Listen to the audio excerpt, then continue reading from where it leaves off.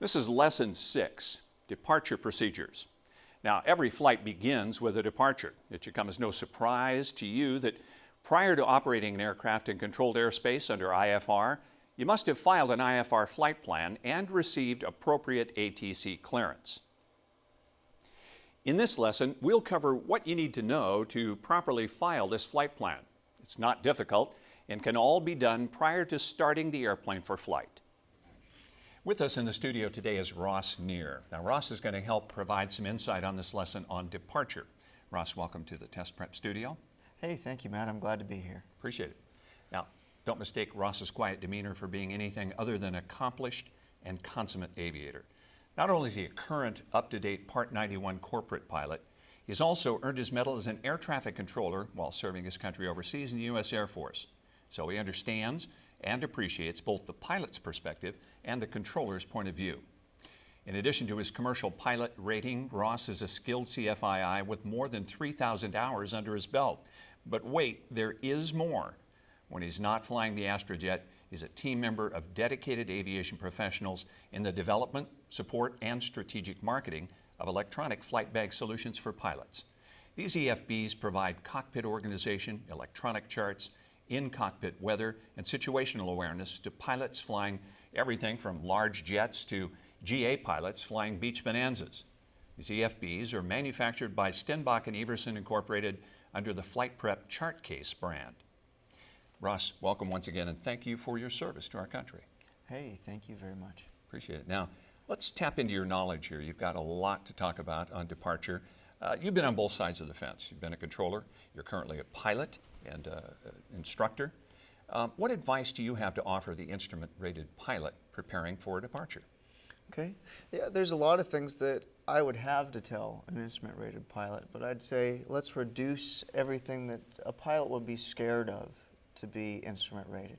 And the first thing that you need to be would be prepared, is know where you want to fly, know how you want to fly there, and don't be scared to use the instrument system because it's there to help you as a pilot safely and efficiently get to where you need to go. Good. So be prepared to use it and ask your CFI, ask a controller, ask someone else any questions you have about IFR. Very good. We'll cover these topics: flight planning, clearance requirements, ATC clearances, departure or DP, services, responsibilities, lighting and signs, and VFR on top. With us in the studio now is Josh Pruzek. Josh will be covering a number of lessons for us. Josh, welcome. Thank you. Pleasure to be here. A little about Josh's background. It includes extensive flight instruction, charter operation, and ground instruction in the virtual test prep video courses. Now, you'll recognize Josh's engaging, fast-paced, but thorough approach as he covers each lesson. Now, Josh has more than 2,500 hours and holds a commercial pilot multi-engine CFII rating. He's a graduate of the University of Wisconsin and regularly flies a Pitts Special. Since he loves to fly aerobatic airplanes, he has no problem flying upside down, in VFR conditions, of course. Josh, once again, welcome to the Test Prep Studio. Thank you. Pleasure to be here. Okay, let's start our Lesson 6 with the first topic: flight planning. Instrument flight is all about precision, flying headings, altitude, and airspeed at the right time and place. Now, there are 3 phases to every flight. The aircraft leaves an airport, the aircraft travels from point A to point B, and the aircraft returns to an airport. Now, in flying terminology, these phases are departure, en route, and approach arrival. The first topic in this lesson is flight planning. To operate under IFR, you must first file an IFR flight plan. This flight plan gives ATC the information they need to manage your flight. This information includes your type of aircraft and call sign, type of equipment, departure, route and destination, fuel on board, and airspeed. Remember flight plans from your days as a VFR pilot? IFR flight plans are similar but more detailed and specific. To avoid any delays, your IFR flight plan must be filed at least 30 minutes prior to departure. And ATC can hold your clearance 90 minutes from your proposed departure time if need be. However, if you do not begin your flight and activate your clearance in that time period, you must file again. Now, it's best to file an IFR flight plan on the ground before you depart. However, you can also file an IFR flight plan en route if the weather is deteriorating. Good afternoon, Seattle Center, Bonanza 169, Gulf Romeo 1300. We're VFR, we're maneuvering to do a practice approach back into the ILS 431 here down in Salem, and request any traffic advisories and just an initial vector so we can get our way back over there, sir. Bonanza 169, Gulf Romeo, Seattle Center, Squawk 6616. All right, Squawk 6616, 169 Gulf Romeo. 169 Gulf Romeo, radar contact 3 miles west, Salem Airport, say altitude. All right, 2,200 for 9er Gulf Romeo, sir. Now, do you ever find yourself filing a flight plan while you're airborne? I mean, is that... In the corporate jet, we never file while we're actually airborne. We'll pick up an IFR flight plan when we're actually on the ground. The only time we'd ever do anything of actually starting an IFR flight plan in the air, and many pilots may have to do this, is either you're out of radio range and you can't actually talk to who would need to give you that flight plan. Of course, you can call them on a cell phone, or you can do something else and get a clearance, and you have to be off the ground in a certain amount of time. Otherwise, the clearance is void.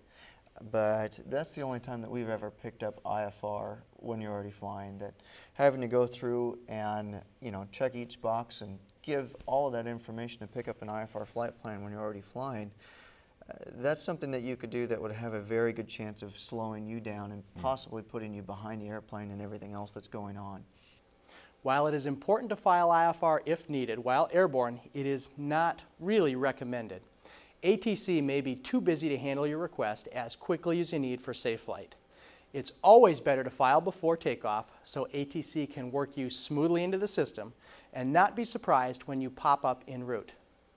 Now, since IFR flight plans are so important, we'll look closely at one here. Here's the flight plan form. In Block 1, you can choose the type of flight plan. You see that right here. You can choose IFR, or you can elect to file a composite VFR and IFR flight plan. In this scenario, it's illustrating the advantage. Suppose you take off from a VFR airport inland from a coast, knowing it's sunny and clear, but you plan to land at a coastal airport with a thick marine overcast. In this case, by filing VFR and IFR in Box 1, you can take off and get to altitude, then enter the IFR system while you're airborne en route. Just be sure to activate the IFR portion of the flight with ATC while you're still in VFR conditions. Block 3 on the flight plan is important. It notifies ATC about the capabilities of your aircraft indicated under special equipment, such as G if your aircraft is equipped with a GPS. Block 7 shows your altitude. This is for your initial altitude, so ATC knows how to place you into the IFR system. Now, you may get approval later from ATC for a higher altitude en route. Block 8 is for your intended route of flight. There you will list all intersections, federal airways, nav aids, and airports defining your route. Now, ATC is also interested in knowing what departure plan or intersection will define your initial entry waypoint. Without a GPS, you must define all the waypoints describing your route, but with a GPS, you can file direct. For example, if you fly from Los Angeles to Denver, your flight plan might be LAX direct Denver, like we see right here. What a wonderfully short flight plan, but flying direct is not always best. Looking at this chart showing the terrain between Los Angeles and Denver, those Rocky Mountains are very high. If you don't have a plane that can fly over them with ease, you will have to select a non-direct route around the higher mountains, even if you use a GPS. Now, Block 12 on the flight plan is for your fuel on board, and you list it in hours and minutes. Precision is important in IFR fuel management. You must always allow enough fuel to reach your intended destination and still fly 45 minutes beyond the destination at normal cruise speed. If an alternate airport is required, you must allow enough fuel to reach your intended destination and your alternate and still fly for 45 minutes at cruise speed. Now, Block 13 is for any listed alternate. My favorite way to remember if you need an alternate is as easy as 1, 2, 3. If either 1 hour before or 1 hour after your intended arrival at your destination airport, the ceiling is forecast to be less than 2,000 feet or the visibility is forecast to be less than 3 miles, then you must file an alternate airport. This provides a weather margin just in case the weather deteriorates below minimums at your airport of intended landing. What type of airport makes a good alternate? When bad weather prevents you from landing at your first choice airport, you certainly want to select an alternate where the weather will be better. You may want to select an alternate inland from the coast to avoid a marine layer, or perhaps one with lower minimums and a precision approach. You certainly want to choose one with a control tower and a bright approach light landing system if there's one available. Now, standard alternate minimums apply when using an airport as an alternate. These are weather minimums in terms of ceiling and visibility at the time you are making your approach. For precision approaches, such as an airport with an ILS, the minimums are 602, meaning a 600-foot ceiling and 2 miles visibility.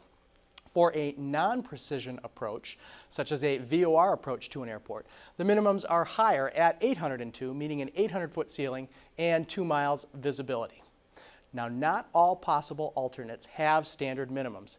This is important to know, as an airport that might seem acceptable as an alternate might not be acceptable when you examine it closely. Approach plates have a small triangle symbol showing a capital A when non-standard minimum requirements apply.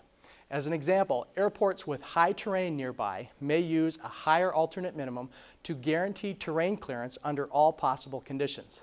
Also, sometimes you will see a capital A next to the triangular symbol, meaning the alternate minimums are not approved. Can you file an alternate airport that does not have an instrument approach? Yes, you can, but the approach must be forecast to be VFR at your estimated time of arrival.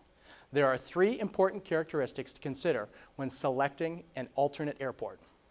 First, your selected alternate needs to be in a different geographical location, so the weather that prevented you from landing at your desired destination is less likely to impact your alternate destination.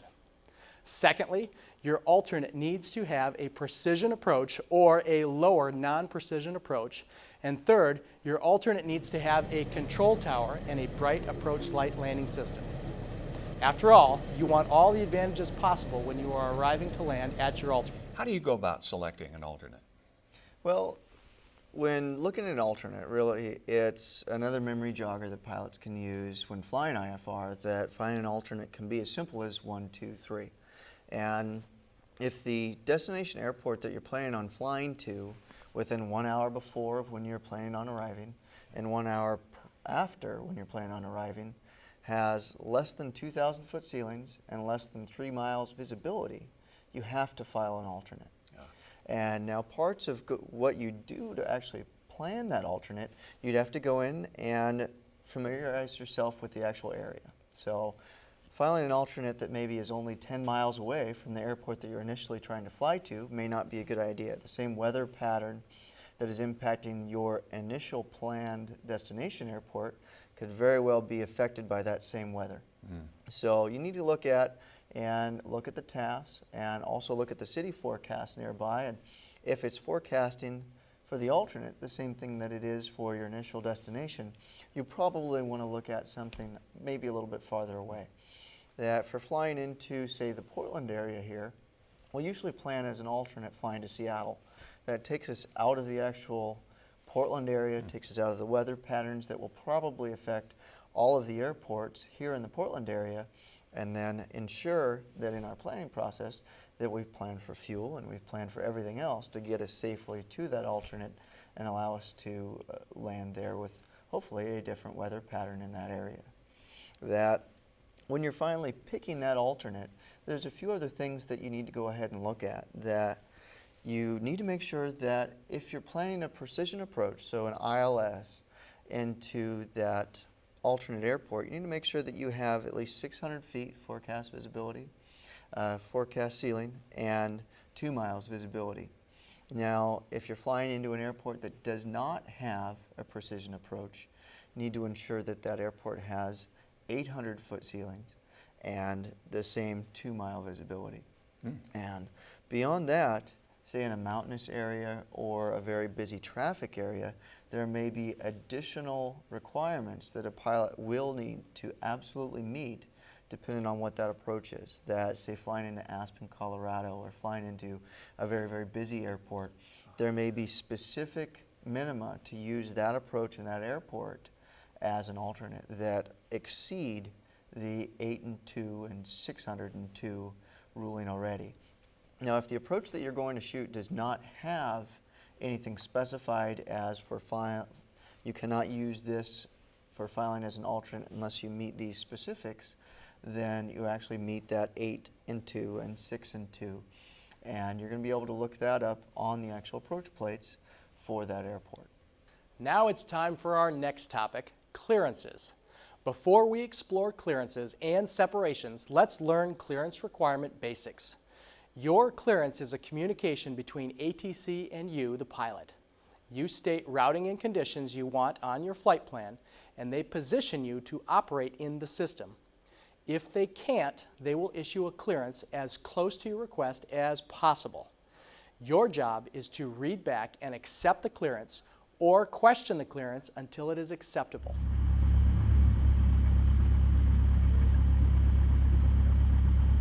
And Portland clearance delivery, Bonanza 169 Golf Romeo, holding short 17 at Aurora. Bonanza 169 Golf Romeo, Portland. Did you want to go Newburgh Victor 287 for training, or did you just want to get to Salem the quickest way possible? It's for training. It's actually a video shoot today that we're doing for a ground school course. So yeah, if we could do to Newburgh, then before we get to Newburgh, if possible, do a vector down towards 287. Hey, Bonanza 9 Golf Romeo, I have your request. It's going to be a couple minutes. I do have aircraft in and approaching McMinnville. Roger, we'll go ahead and hold for 169 Golf Romeo, sir. Bonanza 9 Golf Romeo, hold for release. Expect about a 5-minute departure delay. Roger, 5 mics, 9 Golf Romeo. Left turn towards the battleground, then we'll come back on course via vectors for 9 Golf Romeo, is that correct? November 9 Golf Romeo, that's the best I can offer you if you want to get off right now. I can left turn off runway 17 to battleground, and then radar vectors on your course. Roger, that would be just fine for 9 Golf Romeo, sir. November 9 Golf Romeo, you're released via battleground, report airborne 126.20. Roger, we're released, and we'll report airborne 12610 for 9 Golf Romeo.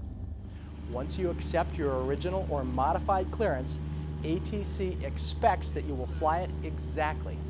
If you must deviate from any ATC clearance or instruction, you must notify ATC of the deviation as soon as possible. There is an interesting variance to this requirement. The assumption is that you are operating in IMC, or instrument meteorological conditions. But what if you are operating VFR and ATC issues a clearance, potentially causing a violation? Now, in this case, the pilot advises ATC of the conflict and obtains a revised clearance. November 52371, squawk 0110, maintain VFR. It's going to be a bit before I can give you an IFR clearance. Okay, let's move on to clearances and separation. Before transitioning from visual conditions to IMC, you must receive a clearance from ATC. The reason you must have a clearance is simple. A clearance provides separation between you and other traffic and obstacles. You know you need a clearance to fly IFR, but what requirements apply? The acronym covers the standard clearance format and stands for clearance limit, route, altitude, frequency, and transponder code. We're going to call up and get our clearance, our IFR clearance down to Salem Airport here in Oregon. And we're going to call Portland clearance delivery at 119er 9er 5.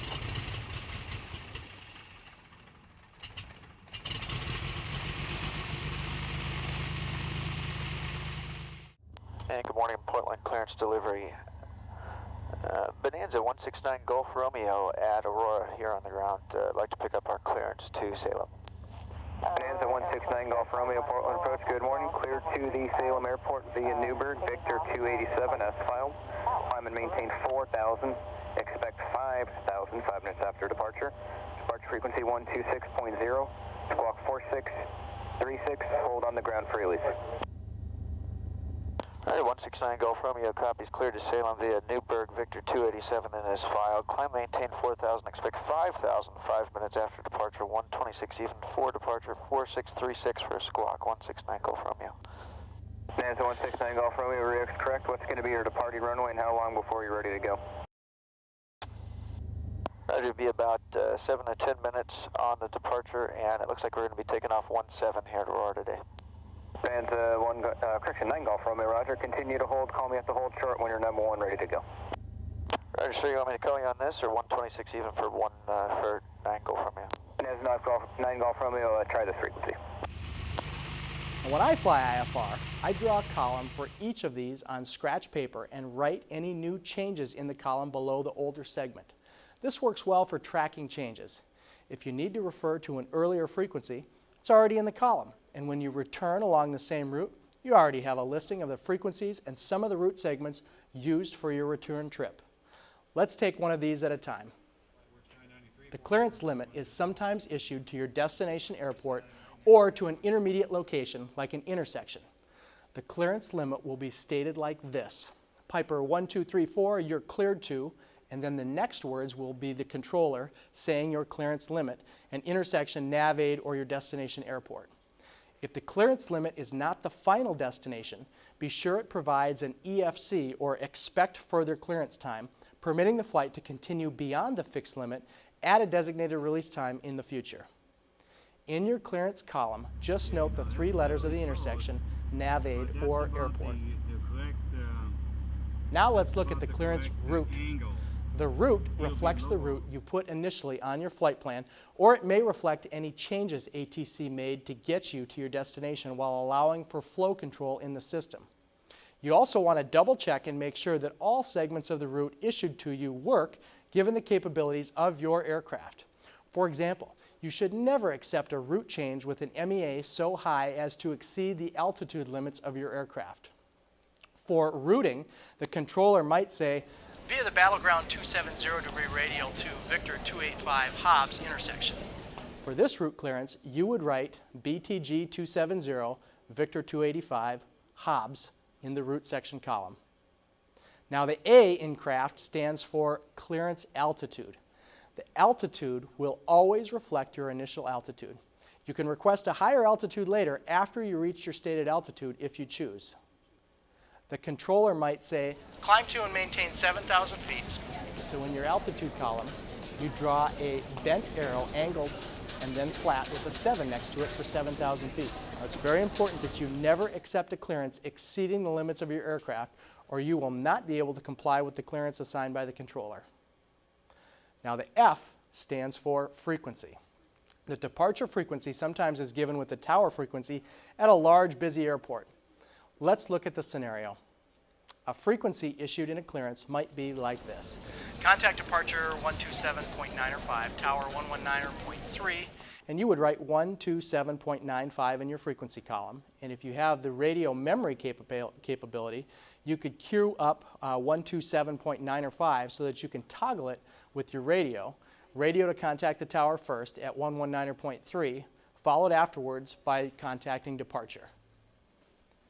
The T stands for transponder. At the end of the clearance, ATC assigns you an initial transponder code. Besides writing it down, you want to make sure that you enter it into your transponder so it is ready for use when you are cleared for takeoff.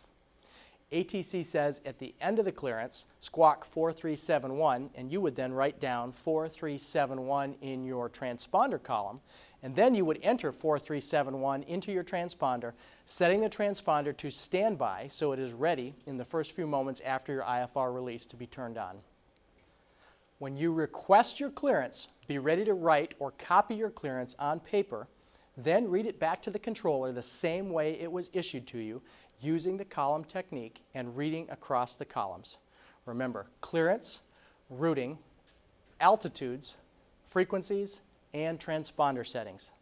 You are not required to read back the entire clearance verbatim, only the parts containing altitude assignments, vectors, or any parts requiring verification. Remember, copy your clearance, then read it back the same way it was issued. Once you accept a correct clearance, you must fly the clearance as assigned. If you deviate from the clearance, you must request a clearance change and approval. For routes with few revisions, ATC provides an abbreviated clearance. It will always contain the DP or departure procedure, the name, the number, and transition. Now on uncontrolled fields, you want to use a void time. You should contact ATC by phone and file your flight plan. ATC will then issue you a clearance void if not activated by time, and then they will state a time. If the flight cannot depart prior to the void time, you must notify ATC as soon as possible, but within 30 minutes. Okay, let's take time for a couple more review questions. What response is expected when ATC issues an IFR clearance to pilots of airborne aircraft? What response is expected, A, B, or C?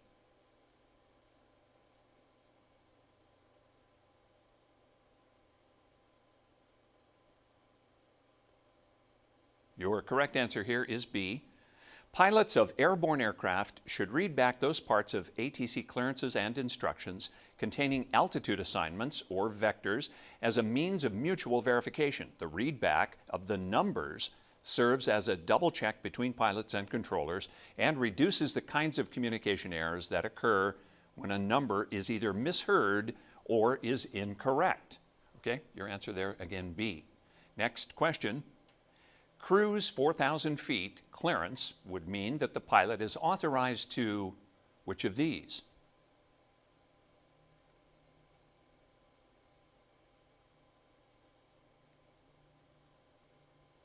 Correct answer? A. A cruise clearance is used in an ATC clearance to authorize a pilot to conduct flight at any altitude from the minimum IFR altitude up to and including the altitude specified in the clearance. The pilot may level off at any intermediate altitude within this block of airspace. Climb descent within the block is to be made at the discretion of the pilot. However, once the pilot starts descent and verbally reports leaving an altitude in the block, he or she may not return to that altitude without additional ATC clearance. All right, there you have it. Let's tackle yet another topic in this lesson. This time out, departures. Back to your classroom. In this topic, we'll study departures. IFR departures vary widely. In fact, while not recommended, it is possible and allowable to depart in 0-0 conditions, in which case the departure airport would not be suitable for an alternate. So now let's take a look at departures, which you'll commonly see abbreviated as DP. The shorthand for departure procedure is DP, and it simplifies ATC procedures, and they're most often found at busy, larger airports. DPs provide routing to get you over rugged terrain. They often contain a climb gradient, so you must be certain your aircraft can climb at or above the climb gradient when you accept the DP. You need to have a textual description to use a DP. Now, typically, this is in your approach plates, but if it's not, you can simply ask the controller to read it to you, and after you copy it, you will then have a textual description for your use in the cockpit. Now, if you do not want to fly a DP, you can enter no DP in your flight plan. If you enter no DP in the flight plan, the controller will read you a set of departure instructions that will get you onto your IFR flight plan successfully. Let's take a look at an actual DP. This is the NAT DP at Medford, Oregon.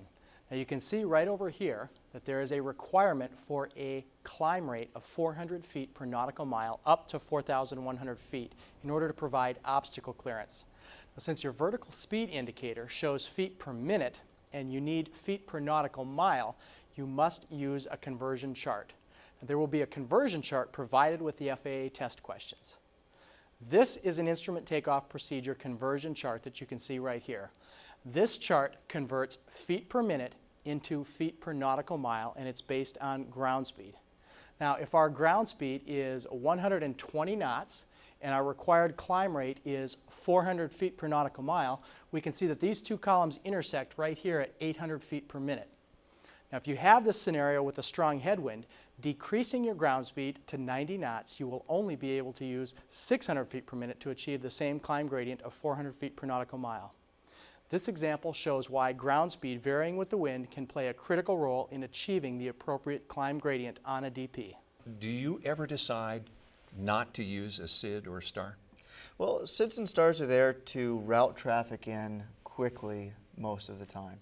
That if we can get a SID or a star that really helps us out on our route, meaning a more direct route into the airport we're planning on going into, that's great. Now, if we're on say a departure procedure that takes us way out and far away from where we initially planned on going in the first place, then what you're going to see is that, yeah, we'd love to go direct instead of having to fly the entire departure. And again, that's simply asking ATC if you can do it. That if you ask to see if you can get direct to some location that gets you out and on your way, the worst they can say is no. So go in there, ask for it, and also on your arrival, the worst they can say is no. That if it's something that will help you reduce cockpit workload or something that will get you to where you need to go faster, more safely as well, then ask for it. See if ATC will give it to you that day. Okay, welcome back to the studio. Let's look at another review question. We're going to ask you to refer to a figure in just a moment, a series of figures. Using an average ground speed of 120 knots, what minimum rate of climb must be maintained to meet the required climb rate, feet per nautical mile, to 4,100 feet as specified on the instrument departure procedure? Which of these three is correct? Well, let's take a look at our figure here. Now let's zoom into this little area. Note the SID requires a minimum climb rate of 400 feet per nautical mile to 4,100 feet for obstacle clearance. So we have a set of procedures here that we can arrive at our formula. Refer to the figure as we did using the FAA Legend 16. Enter the table in the required rate of climb column. Our third step is that number is 400 feet per nautical mile. Moving across the row to the right, we intercept the 120 knot ground speed column and read 800 feet per minute. Now we can use this formula, ground speed times climb rate required divided by 60 equals the rate of climb. Putting numbers in that formula, we get our ground speed of 120 knots times 400 feet nautical miles divided by 60 gives us our answer of 800 feet per minute. But we have a table provided by the FAA. Here's the table. And we can zoom in a little on that. We find our ground speed of 120 knots. We go over to the left column, find our required climb rate of 400. The intersection of that is 800 feet per minute.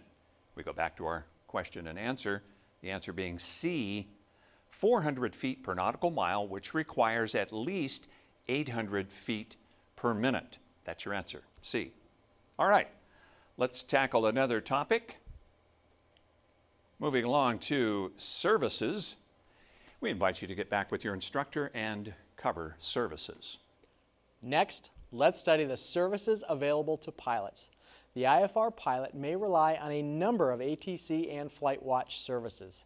These range from clearance delivery, en route navigation, and weather reports. One advantage at many tower-controlled airports is that the tower can offer terminal radar service to provide separation for participating VFR and IFR aircraft. IFR pilots receive this service automatically, and VFR pilots have the choice of using it. Since using it provides extra safety, it is highly recommended whether you are operating VFR or IFR. Airport Advisory Service, or AAS, is provided by flight service stations on airports without operating control towers or at airports where the tower is closed part of the time. You can get AAS to issue wind and pattern advisories and information about any traffic in the pattern. Now, another service offered is traffic information advisories. Controllers will issue traffic advisories by referencing them to a 12-hour clock, with the 12 being directly in front of you in your aircraft. Now, the traffic advisories are based on radar position and do not take into account any heading correction to account for a wind. Here's an example of an important advisory from ATC. Cessna 1234, traffic 12 o'clock. 3 miles. This advisory warns the pilot that a plane might be coming right at you in the 12 o'clock position.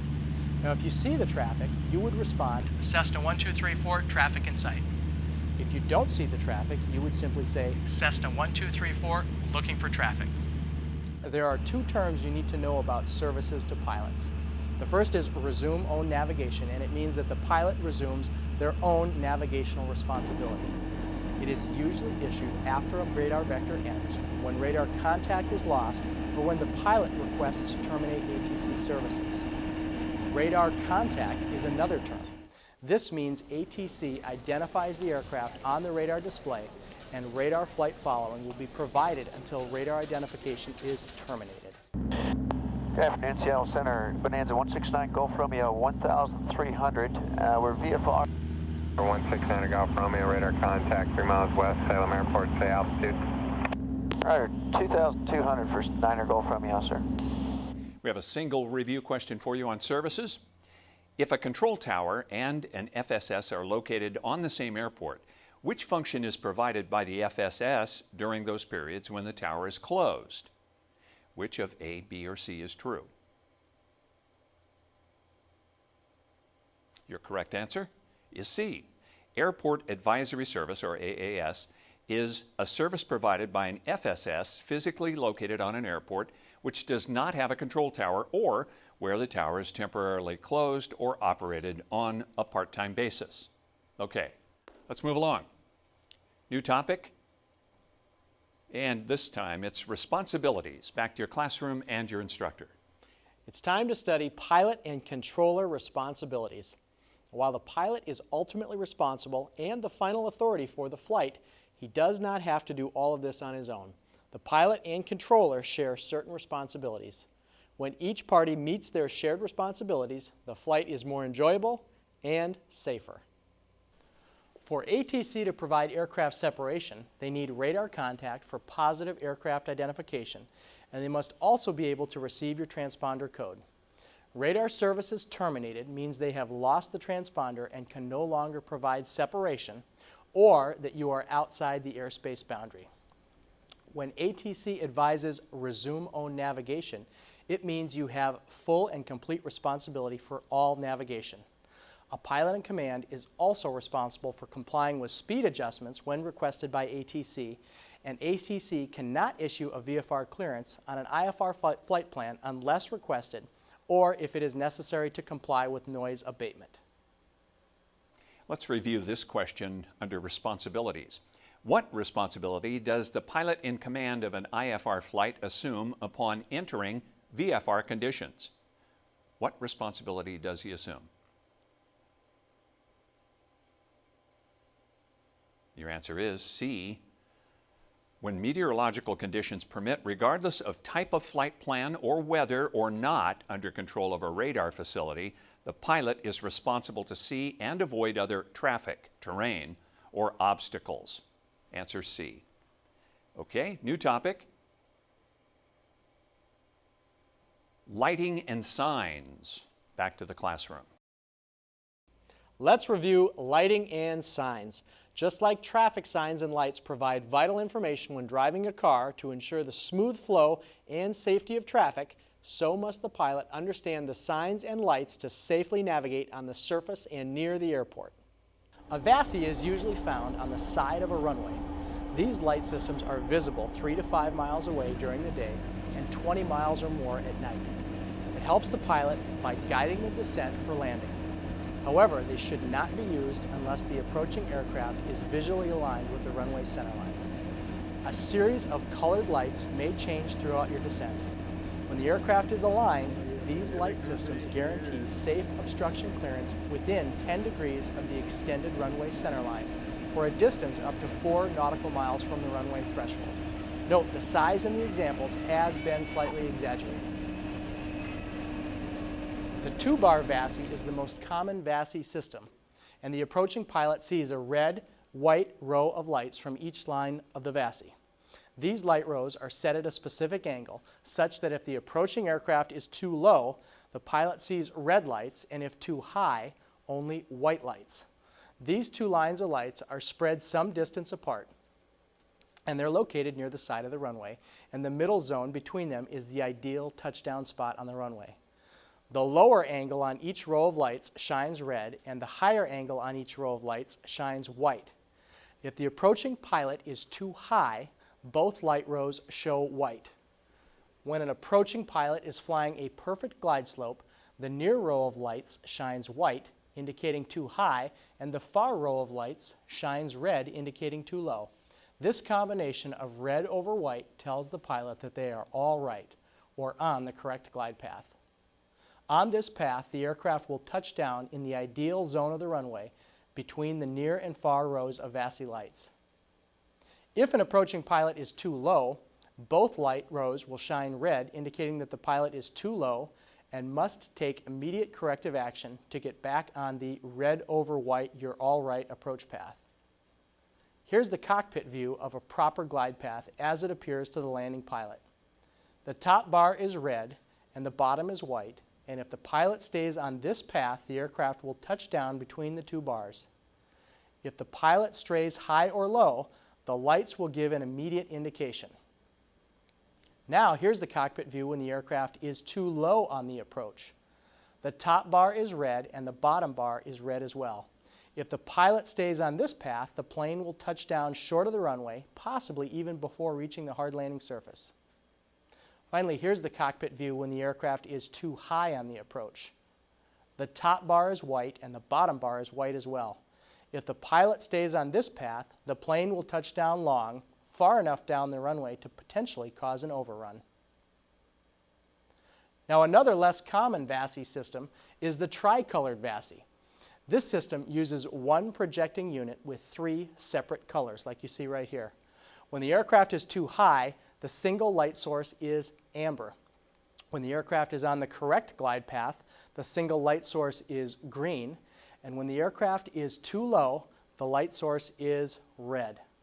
Here's the cockpit view when the aircraft is too high on the approach. The single light source is amber. If the pilot stays on this path, the plane will touch down past the normal landing spot. Now here's the cockpit view when the aircraft is just right on the proper approach. The single light source is green. If the pilot stays on this path, then the plane will touch down neither short nor long, but just right. Finally, here's the cockpit view when the aircraft is too low on the approach. Notice the single light source is red. If the pilot stays on this path, the plane will touch down long, potentially far enough down the runway to cause an overrun. Now, you might run across a pulsating VASI like you see right here. The pulsating VASI only uses red and white lights, but sometimes it pulses. And when the aircraft is too high, the single light will pulsate white on and off like you see right here. When the aircraft is on the correct glide path, the single light will remain a steady white. And finally, when the aircraft is too low, the single pulsating light alternates between red and white. Let's take a look at the cockpit view when the aircraft is too high. The single light source pulsates white and continues to pulsate white as long as the aircraft remains too high on the approach.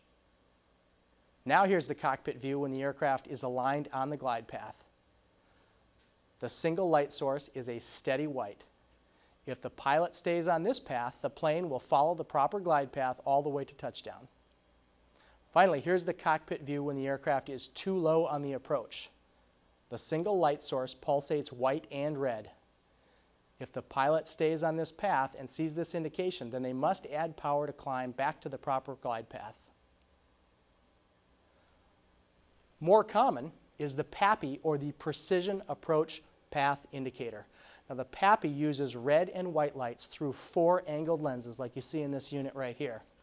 When the aircraft is far too high, all the lights will be white. When the aircraft is slightly high, 1 light will turn red and 3 will remain white. Now, when the aircraft is on the proper glide slope, 2 lights are white and 2 lights are red. And when the aircraft is slightly low, 3 lights are red and 1 is white. And finally, when the aircraft is too low and needs to climb or add power to get back to the proper glide slope, all 4 PAPI lights will turn red. Here's the cockpit view when the aircraft is too high, which is considered at or above 3.5 degrees from the horizon. The 4 white lights are pretty hard to miss. Seeing this would call for the start of an increased descent rate back to the proper glide slope. Next, here's the cockpit view when the aircraft is slightly high or around 3.2 degrees. This extra positive indication, partially between high and on glide slope, is why this is considered a precision approach indicator. Then here's the cockpit view when the aircraft is right on the glide path at about 3 degrees. 2 reassuring white lights and 2 reassuring red lights indicate to you that you are right on glide path. Next, here's the cockpit view when the aircraft is slightly low. The 3 red lights and the 1 white light are an indication that you are 2.8 degrees low and need to correct your descent. And finally, here's the cockpit view when the aircraft is very low. The 4 red lights are impossible to ignore. When you see 4 red lights, you are lower than 2.8 degrees and you must add power immediately. Signage and markings also play an important role. Mandatory instruction signs use white letters and red backgrounds like you see right here. They're used to show entrances to runways, critical areas, and prohibited areas. Location signs use yellow letters on black backgrounds like we see right here. These tell the pilot a specific location, such as a taxiway or runway location. Taxiways are indicated with a letter such as T for Tango, while runway location signs use a number to complement the magnetic information displayed on a heading indicator. Direction signs reverse the yellow and black by using black letters and directional arrows on a yellow background like this sign that we see here. The arrow leads the pilot. Destination signs then combine direction information with a destination. These signs also have a yellow background with black letters or a number indicating a destination on the airport. These signs always have an arrow showing the direction of the taxiing route to the destination. When the arrow on the destination sign indicates a turn, the sign is located prior to the intersection. Destinations commonly shown on these types of signs include runways, aprons, terminals, and military areas. Information signs also have yellow backgrounds with black letters or numbers. Information signs provide pilots with information on areas that cannot be seen from the control tower, applicable radio frequencies, and noise abatement procedures, as just a few examples. Now, the airport operator determines the need, size, and location of these signs. Runway distance remaining signs use white numbers on black backgrounds and indicate the remaining landing runway available in thousands of feet. If you see a 3, that means 3,000 feet are remaining, down to 1, which means you only have 1,000 feet of runway remaining. Signs are not the only visual indicators communicating to pilots at the airport. Surface markings painted directly on the taxiways and runways are also used, and signs are also painted on taxiways and runways to reinforce other signage. The most common painted markings are taxiway centerline and edge lines, which are yellow and solid or dashed. When the taxiway leads to a runway intersection, you will encounter hold lines, which are double yellow lines crossing the taxiway path, and you can see some of those right here. These hold lines have double dashed lines on the other side, indicating planes coming through may cross without having to receive a clearance. Now, a good way to remember these lines is if they are broken dashes, you can flow through them, but if they are solid, you must stop and receive a clearance. At night, there is also lighting involved. Now, some lighting is pilot controlled and activated from the cockpit when the pilot pushes the push to talk button on the microphone. These runway lights are on a timer and typically stay on for about 15 minutes after being activated. Here we show how pilot-activated lighting works. In this first example, the pilot keys the microphone 7 times and the lights come on at high intensity. You can see it makes quite a difference when you're searching for an airport at night. Now, if the pilot keyed the mic 5 times, as in this second example, the lighting would still come on, but only at medium intensity. Finally, if the pilot keyed the mic only 3 times, the lighting would come on, but at a very low setting. Other nighttime lighting includes airport rotating beacons. Civilian airports will use rotating beacons that alternate green and white, green and white. You can see an example shown right here.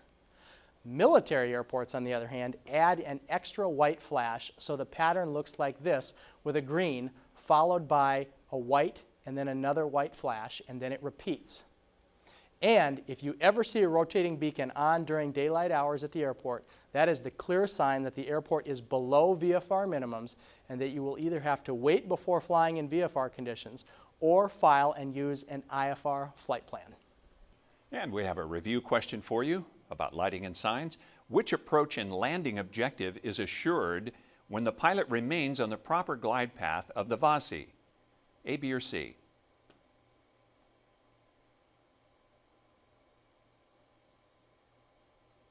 Your answer is B. The VASI is a system of lights arranged to provide visual descent guidance information during the approach to a runway. These lights are visible from 3 to 5 miles during the day and up to 20 miles or more at night. The visual glide path of the VASI provides safe obstruction clearance within plus or minus 10 degrees of the extended runway center line and to 4 nautical miles from the runway threshold. All right, moving right along. Our final topic, VFR on top. Back. Next up is VFR on top. Did you know that it is possible to be on an IFR flight plan and yet have to follow the VFR rules as well? That's what can happen during VFR on top operations. In VFR on top, conditions are defined as operations in clear skies over a cloud deck that obscures the ground. Now, both IFR and VFR rules apply. If your VFR on top clearance is approved, you may fly any appropriate VFR altitude following the VFR altitude rules at or above the MEA and up to 18,000 feet. It is the pilot's responsibility to see and avoid other aircraft.